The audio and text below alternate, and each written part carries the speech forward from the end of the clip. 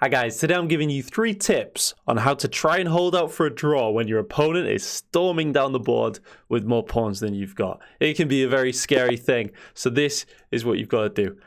So we've got to take the opposition with the opponent's king. Now, they've got us in opposition now, but luckily we can slide to this square here and the pawn stops them taking our position, which is where there's one square in between the kings. So that's what we're going to do. Now, we cannot hold on to this pawn, so we have to take. And the thing is here, their pawn is coming down the board. So we can do what's called a deflection tactic. We can threaten to promote our pawn in order to deflect their king up the board. And now we can come in and try and win this pawn. Noting, I only played that because they couldn't put me in opposition. So the 3 tips, guys, to try and hold out for a draw are 1, put them in opposition. So we cannot do that here because the pawn covers. And if we come up, they're going to come round and start shouldering us away.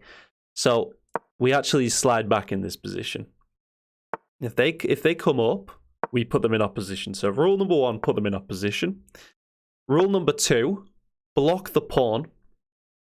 And rule number 3, if you can't do one of the first 2 options, slide back in line with the pawn. And then repeat the process. Put them in opposition.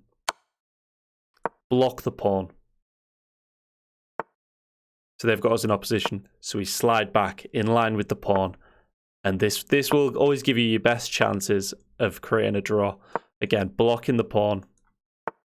They've got us in opposition. Slide back in line with the pawn, guys. This is just build this habit. I know some of you high level players, you'll do this instinctively, but yeah, I've seen a lot of lower level players lose this sort of position by sort of swinging the king into the wrong square and allowing the white king to infiltrate. So if you enjoyed that, guys, like and subscribe. Got 45 subscribers till I hit the big 1,000. So yeah, cheers. See you next time.